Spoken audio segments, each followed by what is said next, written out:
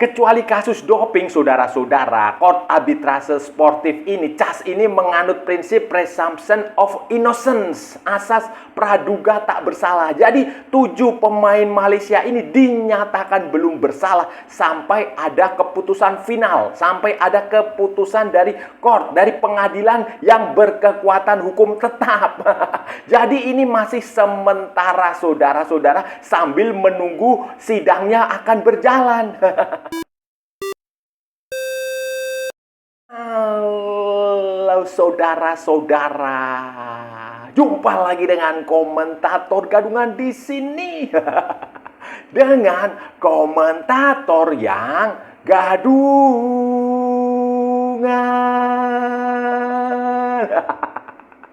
Jadi begini saudara-saudara, jadi begini, ada berita baik buat sepak bola Malaysia, berita baik buat Football Association of Malaysia, berita baik buat pemain-pemain Malaysia naturalisasi dari Amerika Latin yang dinyatakan ilegal oleh FIFA, yang dihukum FIFA 1 tahun. Keputusan Court Arbitrase Sportif, pengadilan arbitrase olahraga itu sudah keluar. Keputusan sementara ya, sudah. Ini namanya kalau di Indonesia istilahnya adalah keputusan sela. Nah, sela, jeda. Jadi ada jeda, ada keputusan sementara yang dikeluarkan Court Arbitrase Sportif di Lausanne, Swiss sana, yang harus dijalankan oleh FIFA sambil menunggu proses pengadilan, sambil menunggu proses persidangan berlangsung. Nah, jadi dalam keputusannya saudara-saudara, 7 pemain, Fagundo Garces, Emmanuel Machuca, Rodrigo Holgado, Joao Figueiredo, Zan Irazabal, Irazabal, kemudian Gabriel Palmero, Hector Hevel, itu diizinkan untuk kembali ke lapangan, diizinkan untuk bermain sementara waktu karena CAS itu menilai para pemain ini sebagai korban. Korban entah korban apa maksudnya, tapi kemungkinan seperti itu sebagai korban dari mungkin sindikat pemalsuan, sehingga mereka untuk sementara, ya sekali lagi ini harus digarisbawahi, untuk sementara. Jadi ini keputusannya belum final, belum berkekuatan hukum tetap karena sidangnya sendiri, prosesnya sendiri, mahkamahnya, courtnya itu belum diselenggarakan, baru akan berlangsung, sehingga harus ada keputusan sela untuk mengizinkan mereka sementara bermain membela klubnya masing-masing. Karena prinsip yang berlaku di CAS itu memang seperti itu, saudara-saudara. Mereka diizinkan bermain sementara waktu sampai sidang. Jadi ini sedang proses bersidang, prosesnya sedang berjalan di Court Arbitrase Sportif, sehingga pemain diizinkan. 7 pemain, saudara-saudara, 7 pemain diizinkan. Jadi dia untuk sementara menganulir, membatalkan hukuman yang sudah dijatuhkan FIFA terhadap pemain. Tetapi hanya pemain ini, hukuman soal pengurangan poin, soal kekalahan Malaysia di 3 pertandingan uji coba internasional FIFA itu tidak dibatalkan. Hanya pemain ini saja, hanya pemain ini yang ditangguhkan istilahnya. Ditangguhkan untuk sementara waktu sampai berkekuatan hukum tetap.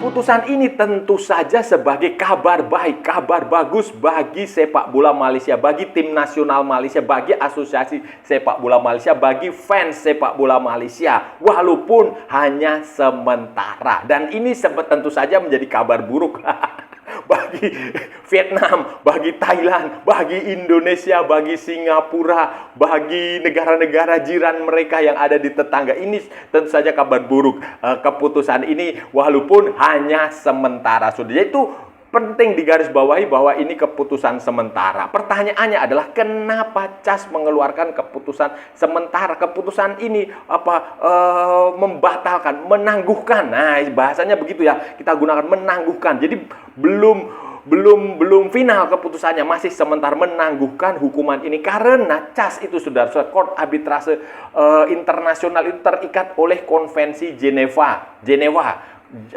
Human right lah. Itu di dalam situ ada prinsip yang namanya presumption of innocence. asas praduga tak bersalah kalau di Indonesia, di pengadilan Indonesia. Jadi orang itu tersangka, orang itu tidak bisa dinyatakan bersalah sebelum terbukti secara sah dan meyakinkan dalam sebuah sidang pengadilan. Ini berkaitan dengan human right, hak asasi manusia secara internasional berdasarkan Konvensi Jenewa. Dan Court Arbitrase Sportif sebagai lembaga organisasi yang meratifikasi Konvensi Jenewa itu, dan dia bermarkas di Swiss, ya tentu saja dia mengikuti Konvensi Jenewa itu. Dan dalam kasus ini dia menerapkan presumption of innocence, saudara-saudara. 7 pemain ini tidak dinyatakan bersalah, belum dinyatakan bersalah sampai ada keputusan hukum yang tetap berdasarkan sidang yang akan digelar Court Arbitrase Sportif dalam waktu dekat. Itu terbukti karena CAS ini, saudara-saudara, CAS ini dia melindungi, dihadirkan itu untuk melindungi pemain. Kalau ada subjek pemain itu pasti dia akan dilindungi, saudara-saudara, dilindungi. Dan salah satu bentuk perlindungannya ya ini, pembatalan penangguhan hukuman ini, karena dia yang ditangguhkan hukumannya adalah pemain, bukan asosiasi sepak bola Malaysianya, saudara-saudara. Paham di sini kan? Jadi memang sejak awal itu CAS itu selalu berada pada sisi pemain. Dalam kasus ketika Martin Pas itu juga dia berpihak kepada sisi pemain yang selalu dilindungi. Karena itu bagi secara common sense saja lah, secara logika, pemain itu selalu berada dalam pihak yang lemah dalam industri sepak bola, dalam industri olahraga secara global, karena dia sendirian. Berbeda dengan klub, berbeda dengan asosiasi yang korporasi, yang lembaga, yang punya kekuatan lebih besar. Dan itu sejalan dengan desakan dari Federasi Sepak Bola Internasional. FIFPro itu kan juga mendesak untuk penangguhan hukuman kepada 7 pemain ini. Jadi mereka ada dalam istilahnya dalam konstruksi hukumnya CAS itu, mereka adalah korban dari apa saya nggak tahu, apakah sindikat pemalsuan dokumen atau apa. Presumption of innocence ini, saudara-saudara, asas praduga tak bersalah ini diterapkan CAS itu dalam semua kasusnya, yang terutama yang berkaitan dengan pemain, yang hukuman kepada pemain dihukum itu selalu seperti itu, kecuali ini yang perlu digarisbawahi ya, biar saudara-saudara nggak salah paham, itu adalah kasus doping. Kalau kasus doping itu dia mengacu pada WADA, World Anti-Doping Association. Itu dia tidak menggunakan prinsip presumption of innocence. Tidak, saudara-saudara. Dia begitu WADA, World Anti-Doping Association itu menjatuhkan hukuman, ya CAS tidak akan membatalkan itu, tidak akan menangguhkan itu. Dia tetap berlaku selama sidang. Kenapa? Karena doping itu barang buktinya ada di dalam tubuh pemain dan dia akan hilang dalam jangka waktu tertentu. Jadi ketika dia buktinya itu ditemukan dalam tubuh pemain, ya itu sudah melekat di situ, dan tidak bisa diapa-apakan. Beda dengan kasus seperti ini. Dokumen ini kan bisa diungkap nanti 100 tahun lagi. Dokumen tahun 1970 kan sampai sekarang bisa jadi ini lifetime gitu loh, sudah beda dengan doping. Kalau doping kan zat yang di dalam tubuh itu ya paling nggak tahu ya, setahun atau 2 tahun itu kan sudah hilang. Jadi bedanya di situ. Dan Anda lihat kasus Paul Pogba. Ketika Paul Pogba dihukum 4 tahun oleh Asosiasi Sepak Bola Italia karena ketahuan doping waktu pertandingan Juventus melawan Udinese, saudara-saudara, itu kan dia tetap dihukum dalam sidang CAS. Tetap tidak diizinkan bermain dalam sidang CAS. Walaupun kemudian keputusan CAS itu meringankan hukuman Paul Pogba dari tadinya 4 tahun menjadi 18 bulan. Dan Paul Pogba sudah terlanjur putus kontrak dengan Juventus dan sekarang kalau nggak salah main di AS Monaco.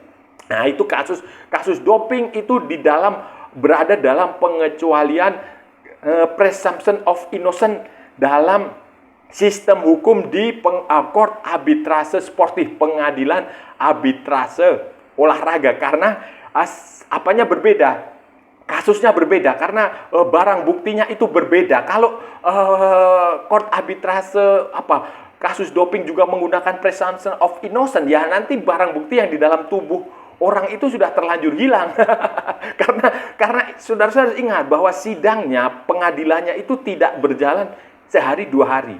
Itu bisa ya setahun, bisa berbulan-bulan lah, bisa 6 bulan, 7 bulan, 8 bulan, setahun, bahkan ada yang mungkin sampai 2 tahun, tergantung kasusnya. Ya kita nggak tahu ini pengadilannya yang kasus Malaysia ini seperti apa, tetapi pada umumnya kasus di court arbitrase sportif itu berlangsung cukup lama, sehingga CAS tidak mau pemain ini dirugikan, sehingga ya hukuman untuk seperti itu mereka tangguhkan. Sebenarnya kasus ini mudah, saudara-saudara, tinggal adu bukti saja.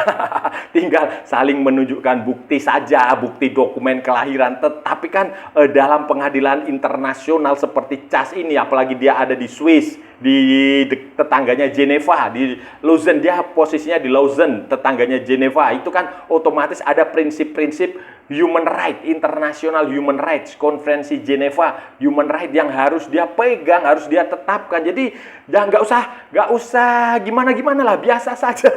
Biasa saja. Memang itu sistemnya seperti itu di pengadilan-pengadilan di luar sana, di barat sana, yang dimana hak asasi manusia itu dijunjung dengan setinggi-tingginya, saudara-saudara. Itu yang berlaku prinsip-prinsip seperti itu. Jangan samakan sistem pengadilan di Eropa, di Swiss, di Uni Eropa itu sama dengan sistem pengadilan di Malaysia atau di Indonesia atau di mana ya, Thailand, Filipina. Jangan, beda. Jadi mereka benar-benar ya seperti itu, sudah benar-benar menjunjung tinggi hak asasi manusia. Dan bagi mereka, seseorang ketika belum dinyatakan oleh keputusan pengadilan, belum dinyatakan bersalah oleh court dalam sebuah sidang yang terbuka dan fair dan adil, itu mereka belum bisa dinyatakan terhukum. Dalam hal ini manusia kan buktinya hanya pemain yang hukumannya ditangguhkan, sementara Malaysia sebagai asosiasi sepak bola hukumannya tidak ditangguhkan. Nah, itu loh bedanya. Jadi ini memang seperti itu prinsip yang ada di internasional, di pengadilan internasional, di court arbitrase sportif, dan ini harus kita hormati. Anda suka atau tidak suka, bagi fans Malaysia tentu saja suka lah. Bagi penyokongnya Harimau Malaya tentu saja suka, dan mereka berharap ini keputusannya ini akan berlanjut sampai akhir. Tetapi bagi fansnya Vietnam ya tentu saja kecewa lah, saudara-saudara. Saya membaca sejumlah komentar di Vietnam sana, itu banyak yang kecewa, menuduh ini itu. Begitu pula media-medianya Vietnam ini itu. Sebaliknya media Malaysia memuja-muja si ini, si itu, si ita. Kayak begitu. Jadi jangan terburu-buru mengambil kesimpulan, karena ini masih bersifat sementara, prosesnya sedang berjalan. Dan untuk menghargai, menghormati hak asasi manusia, menghormati hak-hak para pemain ini, maka court arbitrase sportif memberikan penangguhan hukuman untuk sementara. Nanti kalau hukumannya sudah keluar, ya bisa saja dia menguatkan hukuman FIFA, bisa juga membatalkan, atau justru memberikan hukuman yang jauh lebih berat, saudara-saudara. Kesimpulannya, saudara-saudara, ya kita ikuti saja ini perkembangannya akan sampai sejauh mana. Nggak usah memburu-buru mengambil kesimpulan, nggak usah pula saling menghina. Biasa saja, kita bikin analisis saja yang logis, yang masuk akal, yang mendidik. Nah, kita beri pencerahan kenapa ini kasus ini bisa seperti ini. Nah, itu aja. Jadi, dan nggak usah senang dulu karena prosesnya masih, kita nggak tahu nanti proses di bukti-bukti yang diajukan FIFA itu seperti apakah. FIFA sudah pernah menunjukkan bukti dokumen itu, apakah itu di mata CAS itu nanti sah atau tidak, kita nggak tahu. Sebaliknya bukti dari Malaysia itu juga kita belum tahu seperti apa. Dan yang pasti, saudara-saudara, yang pasti court arbitrase sportif itu selalu berpihak kepada pemain. Ketika ada kasus sengketa yang melibatkan pemain dengan klub atau pemain dengan pokoknya dengan organisasi, itu selalu berpihak kepada pemain. Sejarah itu mencatat dulu pernah ada kasus Jean-Marc Bosman, nah, pemain Belgia, makanya kemudian ada aturan Bosman ruling. Nah, kemudian ada Kolpak ruling, itu juga ada pemain yang namanya Kolpak atau siapa, itu juga seperti itu. Jadi selalu pemain itu dalam posisi yang dibela oleh court, dibela oleh pengadilan, oleh lembaga hukum, karena memang keadilan itu ya yang dicari oleh manusia. Manusia itu membutuhkan keadilan. Jadi memang posisi Cas itu selalu seperti itu. Dalam kasus Paul Pogba juga dia kemudian mengurangi hukuman dari 4 tahun menjadi hanya 18 bulan. Dalam kasus Martin Pas itu juga dia kemudian diizinkan membela tim nasional Indonesia dengan berbagai macam pertimbangan setelah bukti diserahkan, usia, kemudian format turnamen di Eropa yang aneh. Kayak begitu akhirnya Cas itu berpihak kepada Martin Pas, diizinkan untuk membela. Jadi memang seperti itu adatnya. Memang seperti itu adabnya, memang seperti itu hukumnya. Hukumnya, tradisinya yang terjadi di court arbitrase sportif, di pengadilan-pengadilan internasional di Eropa itu memang seperti itu tradisinya, sehingga ya kita ikuti saja. Kita tidak usah buru-buru mengambil kesimpulan apakah walaupun keyakinan saya, saudara-saudara, ini keyakinan saya, boleh kan? Keyakinan saya, court arbitrase sportif itu nanti tetap akan menguatkan hukuman kepada Malaysia. Nah, yang pertanyaannya selanjutnya adalah apakah ini pemain ini juga akan mendapatkan hukuman yang sama atau hukumannya akan dikurangi. Nah, ini yang menarik bagi, dan apakah pemain ini akan diizinkan membela Malaysia atau tidak? Itu yang harus kita tunggu. Kalau dia diizinkan membela Malaysia berarti proses naturalisasinya sah, tetapi kalau dia tidak diizinkan membela Malaysia berarti dia benar-benar ilegal. Saudara-saudara, itu tadi pembahasan kita hari ini, saudara-saudara. Kita sudah bicara panjang lebar dari A sampai Z, dari barat sampai ke timur, dari utara sampai ke selatan, dari Sabang sampai Merauke, dari Pulau Rote sampai Pulau Miangas, dari New York sampai San Francisco, dari London sampai Istanbul, dari Zimbabwe sampai Vanuatu, dari Greenland, saudara-saudara, sampai ke Kepulauan Malvinas, dari Santa Venang sampai ke kota Kinabalu. Semua sudah kita ulas, semua sudah kita cakap, semua sudah kita gabacotin, semua sudah kita gibahin. Pokoknya bebas, saudara-saudara, bebas kita bicarakan. Yang penting sopan. Hari ini tadi kita bicara soal CAS, Court Arbitrase Sportif di Lausanne, Swiss, yang mengeluarkan keputusan sementara,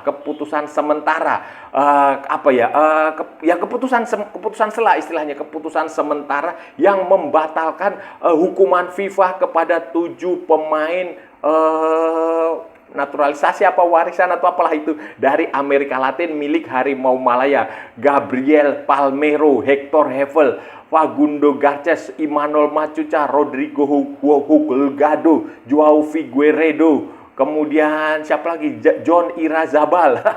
7 pemain, saudara-saudara, untuk sementara diizinkan bermain membela Malaysia. Ini sementara ya, sementara sampai nanti keputusan finalnya muncul. Kenapa sementara? Karena CAS, Court Arbitrase Sportif itu menggunakan prinsip presumption of innocence, praduga tidak bersalah kepada dalam kasus ini. Jadi mereka menggunakan prinsip ini untuk semua persidangannya kecuali kasus doping. Saudara-saudara. Kalau doping mereka tidak menggunakan prinsip ini karena doping itu kan zatnya itu kan ditemukan di dalam tubuh manusia.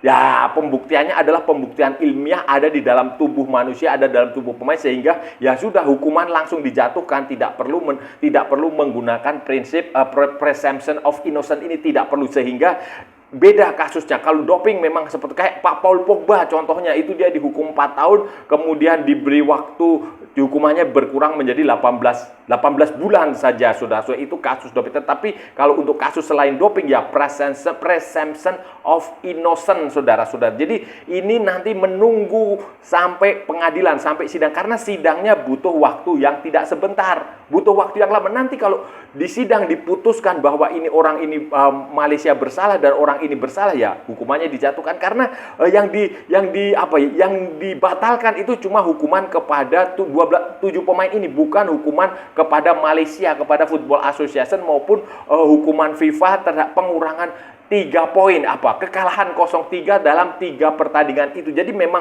CAS ini berpihak kepada pemain. Nah, berpihak kepada pemain, dan mereka berpandangan mungkin saja pemain tidak bersalah, pemain menjadi korban dari sindikat pemalsuan, organisasi yang besar yang membuat pemain ini terbujuk rayu seperti itu, saudara. Jadi ya keputusannya seperti, ya kita tunggu aja hasil akhirnya seperti apa, saudara-saudaraku semuanya.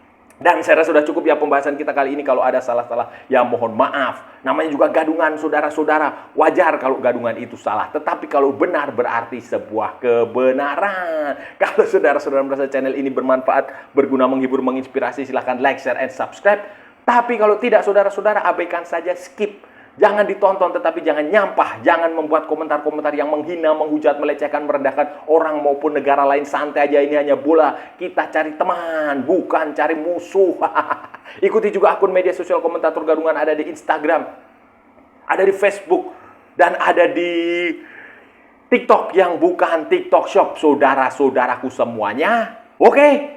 Sampai bertemu lagi di edisi berikutnya dengan tema-tema yang jauh tidak bermanfaat, dengan tema-tema yang jauh tidak berguna, dengan tema-tema yang jauh lebih membagongkan.